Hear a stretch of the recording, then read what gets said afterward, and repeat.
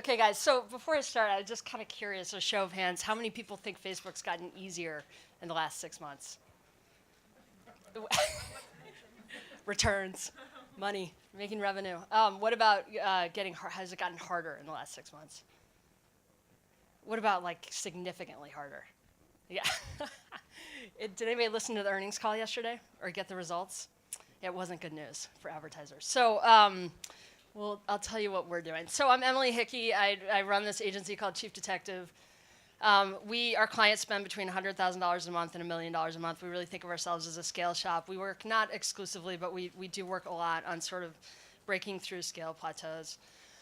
We're a small kind of boutique firm. We work with about 5 clients at once. We spent the last year working on outdoor voices and scaling them out pretty significantly. We work on Lola, Barkshop. We built the acquisition playbook for Kickstarter. We work with Airtable on the West Coast. We also co-pilot with some companies when they've brought spend in-house.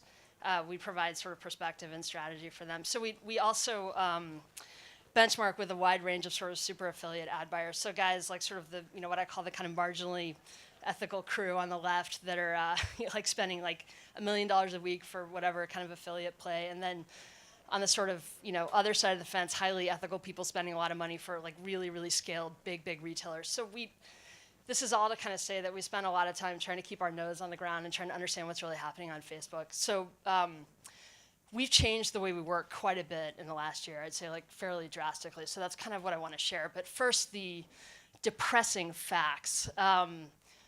If you think Facebook's gotten more expensive, if that's sort of your intuition, you would be correct.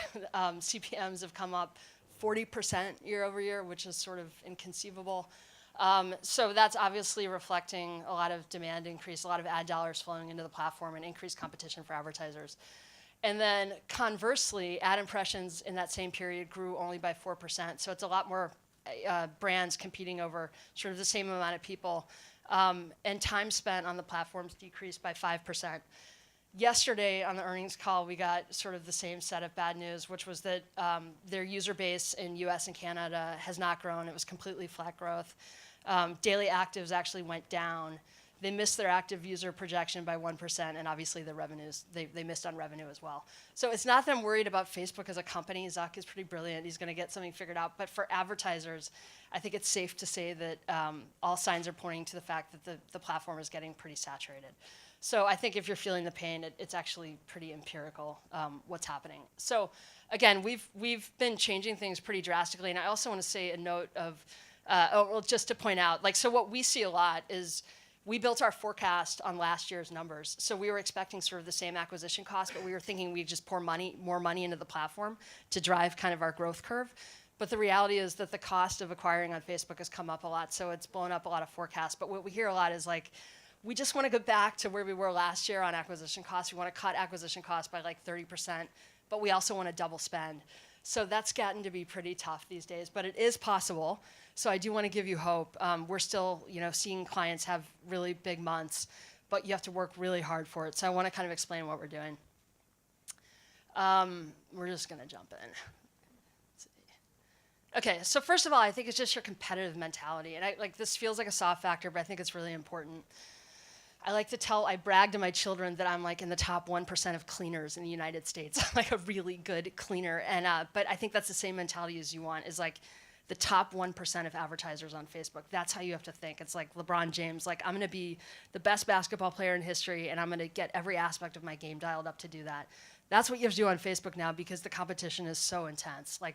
There's nothing casual about succeeding on Facebook at this point. If you want to be spending $20,000, $30,000 or more a day, you can't just kind of be casual about it because the people who you're competing against for impressions are not being casual about it. So if you think about the way we try to frame this to people is there might be 2 billion monthly actives on Facebook, but only some tiny percentage of them actually purchase. So Facebook assigns a value to every user, and then it's going through its advertiser bids to figure out who gets which impression. So if you're not a very good advertiser, what you're going to get are the crappy impressions that don't purchase. If you're a good advertiser, then you get the good impressions that do purchase, and all your KPIs are going to reflect it. If you're getting bad impressions, your KPIs are going to reflect that too.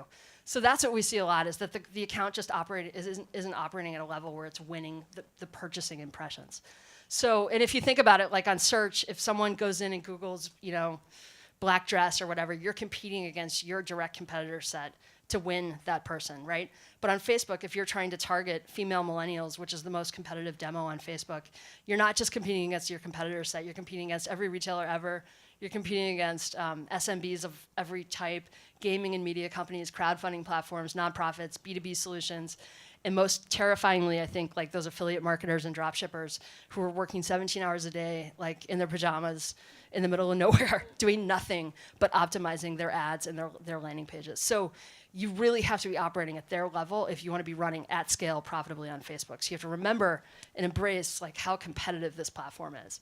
And just sort of a visual example, like if you think you're targeting a 3 million person audience, you are targeting that, but within that, there's this tiny kernel of people who actually purchase. That's who you actually are competing over.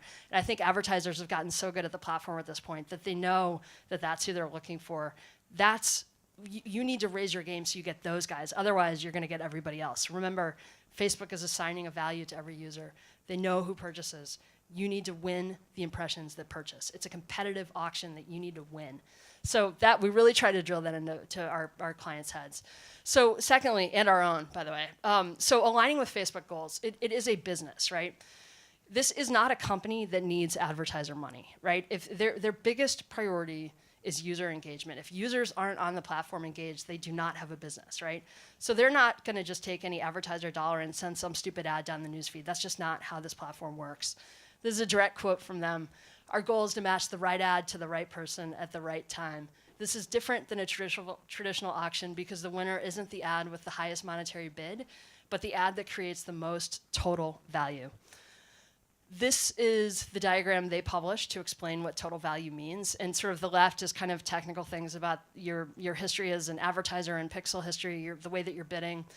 But the right side, user, which I think most people understand, but the right side is user value. And that's what I think people don't necessarily embrace, is that if you're not adding value to the news feed, you're not going to win those impressions. It's both your creative and your website have to engage the user. So, for example, this is the way we think about our creative. Are we adding value to the newsfeed? Does somebody have a better experience that day because they saw our ad, right? If they're scrolling through, looking to be entertained, super bored or whatever, and your ad is just something that they scroll past, like that's a negative signal to Facebook, and you get relegated down a notch to bad impressions because they're not going to bore their most valuable users, right? So you need to engage them. It needs to be good content as an ad. So we call that sort of being thumb stopping. The picture has to make them stop, and then the copy has to really engage them. It has to be interesting or discovering a product that they wanted to discover. And then you have to ask them to take a desired action because you need them to click and show that they're engaged. So you can't, that's one thing if they stop, but if they actually click, that's just a really good signal to Facebook that your ad was engaging and added value, right? We think a lot about what works organically and try to take cues from that. It's the same, the burden that you have to create an engaging organic post is the same burden for a paid post. It has to be engaging. I think a lot of people don't think about that. On the website side of things, you can't bounce your traffic. So the page can't be slow to load. Obviously, it has to be mobile optimized, and it has to convert. Facebook knows your whole site is pixeled. Everybody in the world's site is pixeled. They know what's happening on your site. So if they say, all right, we're going to sandbox you and give you a chance at good impressions, and you send it to your site and it bounces, or it doesn't load, or they don't take some meaningful action, you just told Facebook that they wasted a good impression on you. So you really, I think people can intellectually understand this, but it doesn't really translate to activity on their team.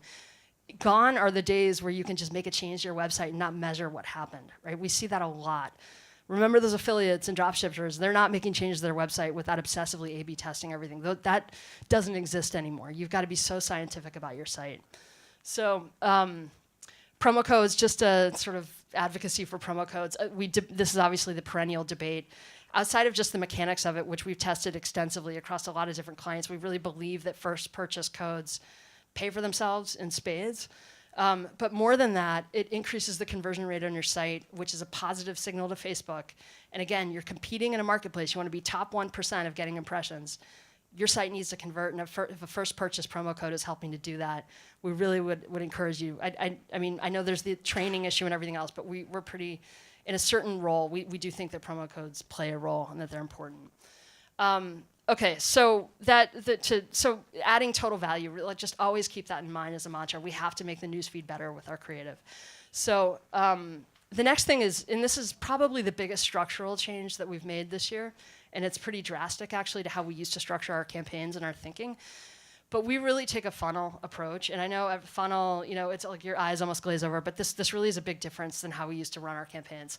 So we really have split them out, and this is another thing we've tested extensively. Like if you do your exclusions and your cold audience is truly cold, we found that Facebook is going to optimize that better because it makes it work a little bit harder to find your true new customers.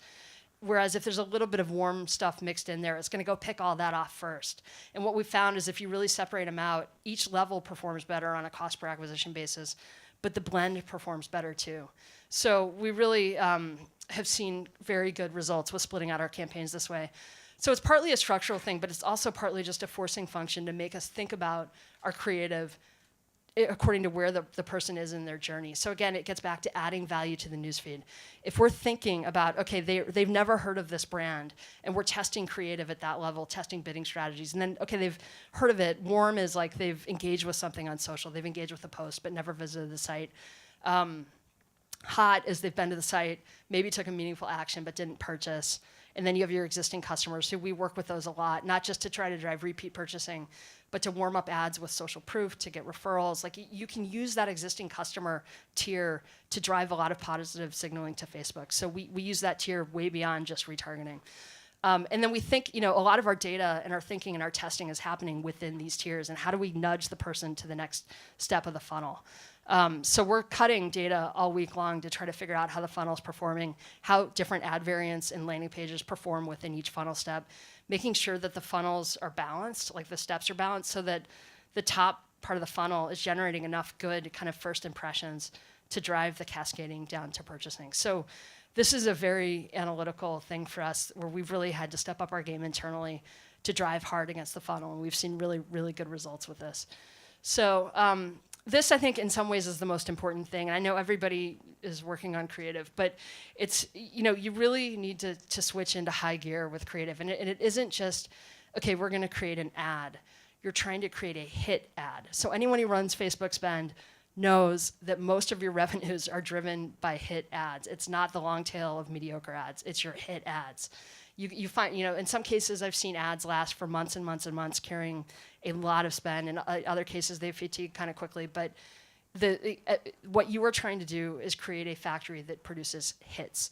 So this is something that we try to be really systematic about.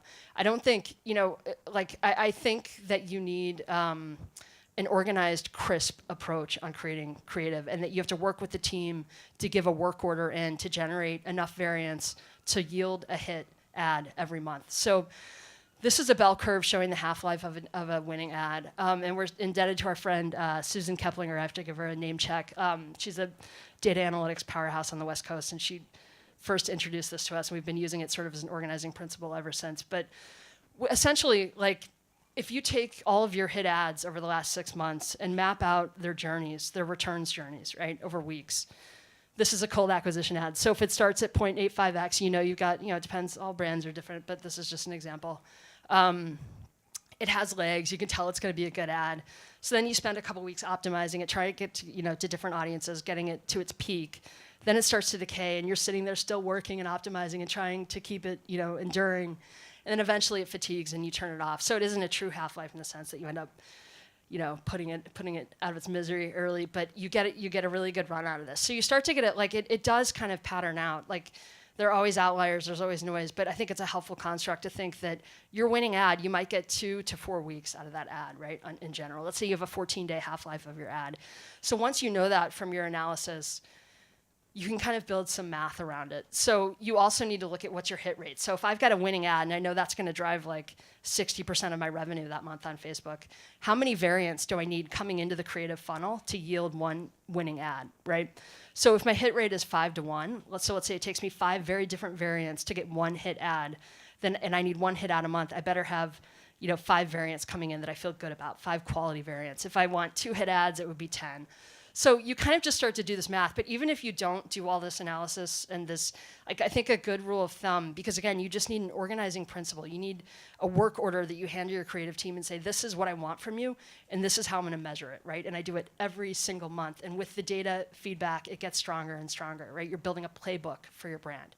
So I think you could just say we want 10 new variants a month, different ones, not tweaks on the same concept, right? We want 10 different variants across ad formats because I know I need at least one winning ad that month to drive it, or 2 winning ads, right? So that's kind of how we think about it. And then we're just in the data crunch of trying to figure out every aspect of the ad and how to get the most out of it, right? Like driving to different audiences, different landing pages within those tiers. We always try to feed this data back, obviously, to the creative team. And I really would recommend even bonusing your creative team. Like we see such a gulf between the creative teams and the ad buyers. I think it's really damaging. I think it's probably one of the biggest mistakes brands are making is letting the brand team drive the ship on social. It just doesn't work that way. It's a direct response platform. And if you think about adding user value, if the brand team is giving you branded stuff that doesn't sell, that doesn't speak about benefits to the user, but says what the brand wants to say about itself, and it doesn't get engagement and conversions, you're signaling to Facebook like, oh, we're just brand advertising here. We're not really trying to get buyers. So Facebook's like, awesome, I'm going to give you the impressions that don't click, and you're just going to sit there and pay for them. That's great. I'm going to give the good impressions to somebody, or the buying impressions to someone else. So it's a spiral. You really want, you want to keep an eye on that data. You want to give the data to the creative team, and I would really bonus them on like, okay, you gave me a hit ad that drove this amount of spend at this amount of returns, you're going to get a bonus. And that locks them into thinking about returns instead of just doing something that looks on brand. We work across these ad formats. I think pretty much everyone does. Instagram stories, the usage of these has gone up so much. We focus on that a lot. We try to be really present on Instagram stories. Videos obviously play a huge role, and we try to just sort of get a variety of videos to work with, like a pretty like nice, polished brand video that's kind of your flagship introductory video, but then like, cheap and fast explainer videos for products and things like that. It's really important. We still work a lot with single product ads, and carousels, slideshows, collection ads. Content ads is one of my favorite units. We've seen content ads carry hundreds of thousands of dollars of spend across multiple months and just keep converting, even if it's driving to a third-party site. I think it should be such a good top-of-funnel unit. We're obsessive copiers, so we are on, all of us are like on the feeds all day long, screencasting and recording ads, and we have huge clippings files.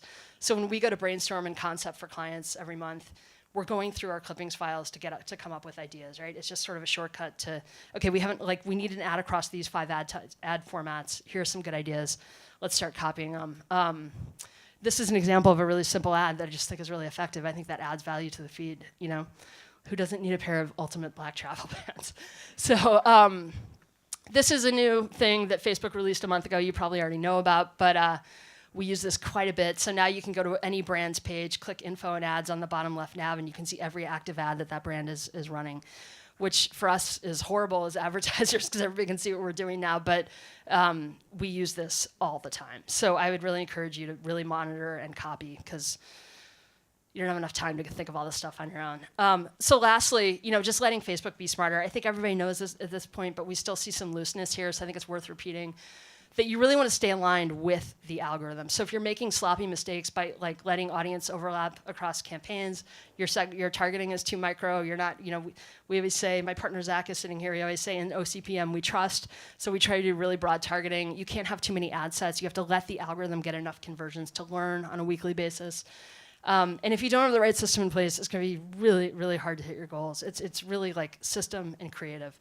So keep evolving it. We change ours all the time. We're always running really big tests that are sort of risky, and we're willing to kind of blow up a day over it. Like, you got to keep testing. And lastly, on attribution, we really would encourage you to use Facebook's numbers. We still have these debates all the time about, should we just use last click? We can't see it in Google Analytics or our internal system. That's fine. You can be kind of purist about it, but the problem is that you're going to underspend on the platform, especially on Instagram, which tends to skew view through, but is probably, arguably the more effective platform. So we would encourage you to trust Facebook. Just remember, it got 40% more expensive year over year. So as hard as it is today, this still might be the best day ever to advertise on Facebook. So I wouldn't want to be underspending. So yeah, just to repeat, if I can remember all those. Competitive mentality. Try to get into the top 1% of advertisers on Facebook by cranking up your gang. Align with Facebook's goals, create total value for the user, build a creative testing machine, orient towards your funnels, and always make sure you're aligned with the algorithm. And above all else, create user value. So I usually say thank you, but today I'm going to say good luck.